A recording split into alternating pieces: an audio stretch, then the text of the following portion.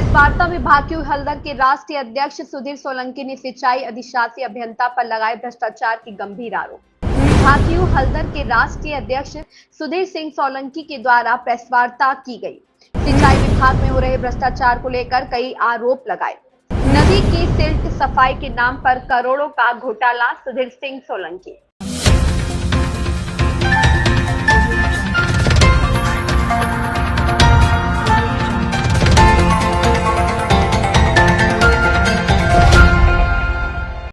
सच की आवाज दबाने के लिए अधिशासी अभियंता के द्वारा दर्ज कराया गया किसानों पर फर्जी मुकदमा, सोलंकी ने कहा।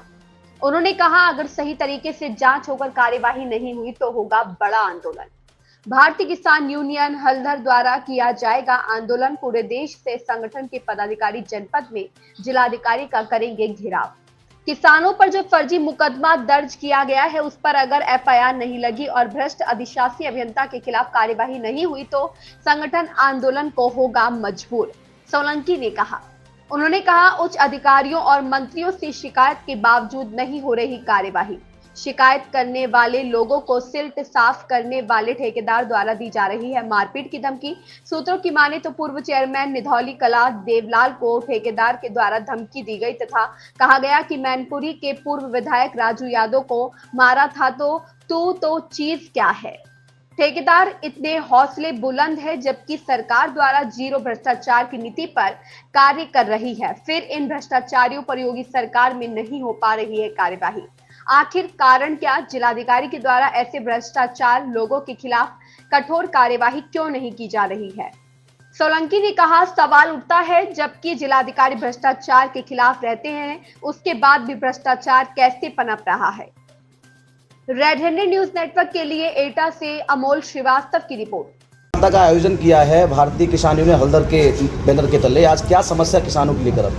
देखिए, पहले तो मैं आप सभी लोगों का साधुवाद देता हूं कि आप चौथे स्तंभ हैं। भारतीय हलधर किसान यूनियन सिंचाई विभाग को लेकर एक बड़ा आंदोलन करने की तैयारी में है। सबसे पहले मैं आपको कुछ पॉइंट बताना चाहता हूं जो सिंचाई विभाग के हैं। यहाँ भारत भूषण जी हैं सहायक अभियंता, लगभग 7 साल के 2017 से 2024 7 वर्ष हो गए हैं जो अभी भी अटैच चल रहे हैं, जबकि किसी भी विभाग में 6 महीने या 7 महीने से ज़्यादा अटैचमेंट नहीं होता है। वो 7 साल से अटैचमेंट में है। ये ऐसा क्यों हो रहा है? कहीं ना कहीं कोई ना कोई धांधलेबाजी है। दूसरा, अरिंद नदी का जो ईशान नदी है सफाई के लिए 2 करोड़ रुपए आ चुके हैं। सिल्ट की सफाई के लिए पैसा आया लेकिन सफाई नहीं हुई। मैं आपको विद प्रूफ दूंगा। 30 जून को उनका कार्य खत्म हुआ था 5 अगस्त 2023, जबकि 30 जून 2023 को उनका कार्य खत्म हुआ और हमने 5 अगस्त 2023 को विद GPRS के फोटो हमारे पास हैं। क्या 10-10 फुट की 1 महीने में पतेलें खड़ी हो जाएंगी? मैं आप लोगों के द्वारा ही पूछना चाहता हूँ, क्या 1 महीने के अंदर 15-15 फुट की पतेल खड़ी हो जाएंगी नदियों के अंदर? अरिंद नदी में आई बाढ़ की सफाई जो की जा रही थी, सोरखा गांव की किसान जनता जो आज बाढ़ से पीड़ित है, चाहे वो सैतरा रफतपुर हो या वहाँ आसपास के गांव हो, सिर्फ और सिर्फ इसी कारण से है कि नदी की सफाई ना होने की वजह से ये चीज़ें लेके चली हैं। दूसरा, इस नदी को लेकर 2023 में विभाग के मंत्री जी से भी शिकायत की गई थी, जिलाधिकारी महोदय एटा से भी शिकायत की गई थी, फिर मंत्री जी से शिकायत की गई थी और डिप्टी चीफ मिनिस्टर माननीय केशव प्रसाद मौर्य जी से भी शिकायत की गई थी। DM साहब को फिर संज्ञान में दिया गया था, लेकिन उसमें कोई भी चीज़ें नहीं हुई। आप लोगों मीडिया के लोगों ने भी इस चीज़ को काफ़ी अच्छे तरीके से किसान जनता की समस्याओं को लेके लगातार इसको छापते रहे थे। मैं बहुत आपका बड़ा शुक्रगुजार हूं और आपको साधुवाद देता हूं कि आपने किसान जनता की समस्याओं को बड़ा प्रमुख तरीके से उछाला था, लेकिन आप लोगों की आवाज़ को भी कहीं ना कहीं दबा दिया गया।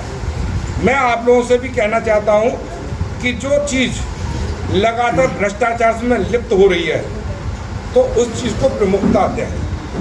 दूसरा, किसान जनता के साथ में हमारे जो एक्शन साहब हैं तुषार रंजन जी, जो कि वहाँ गांव सोरखा में गए थे, उनके साथ में सबसे पहले तो मैं ये जानना चाहता हूँ कि अपनी जो टीम के साथ में ठेकेदारों की फौज लेके गए थे धरना स्थल पर, जहाँ किसान जनता धरना दे रही थी, वहाँ किसानों के साथ में क्यों अभद्र व्यवहार किया गया।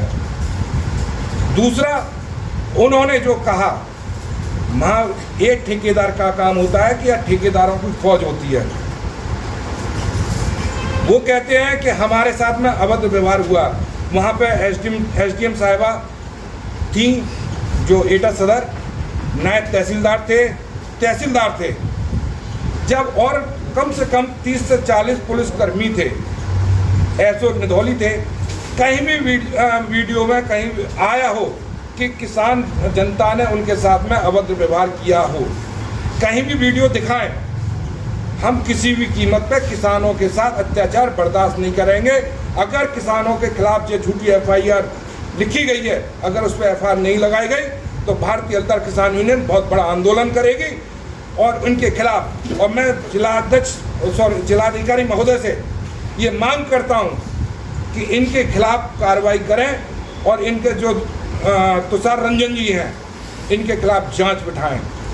जबकि जांच इनके लिए पहले भी बैठी हुई है, जिसमें कहा गया था 15 दिन में आख्या दें इनके जांच करके अभिलेख द्वारा प्रस्तुत की जाए, लेकिन 15 दिन के बाद में अभी तक कोई भी सुनवाई नहीं हुई है।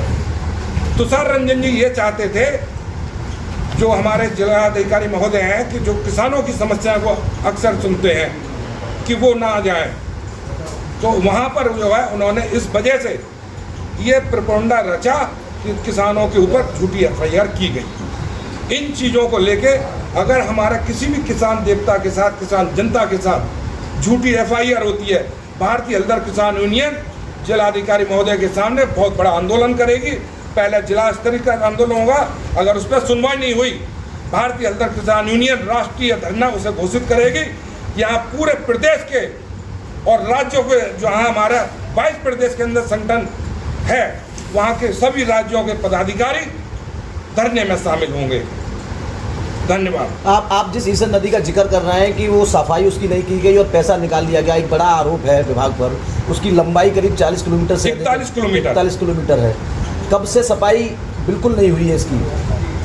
जो उन्होंने कहा है 30 जून तक उनके कागजों में है। 30 जून को हमने सफाई करा दी है, 30 जून 2023।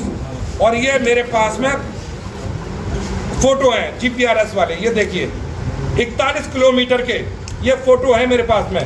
जीपीआरएस के हैं, जीपीआरएस झूठ नहीं बोलेगा। ये सभी फोटो हैं। ये क्या आप बता सकते हैं ये 1 महीने की होगी?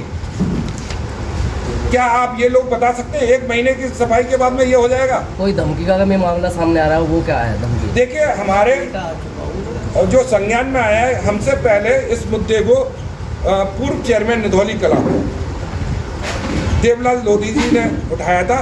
तो अभी उनसे मेरी बात नहीं हुई है, लेकिन मुझे बताया गया उनको किसी ने धमकाया था और कहा था कि हमने राजू विधायक मैनपुरी को मारा है।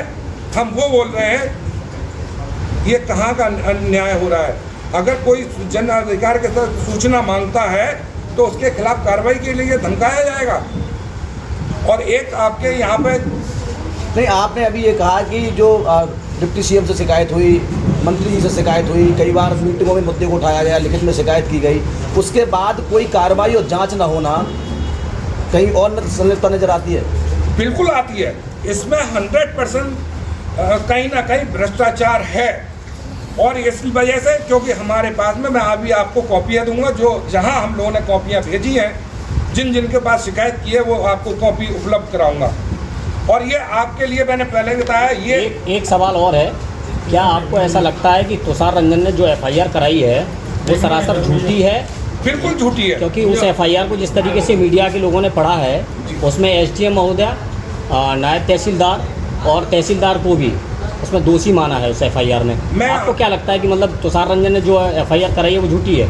बिल्कुल झूठी है। जहाँ पे एसडीएम साहिबा थी, और तहसीलदार साहब थे, नायब तहसीलदार थे, निदौली फोर्स था पुलिस का थाने का, और करीबन मैं समझता हूँ 30 से 40 पुलिसकर्मी भी थे। क्या इतने लोगों के बीच में तुषार रंजन जी के साथ में मारपीट हो सकती है? ये सरासर झूठा आरोप है।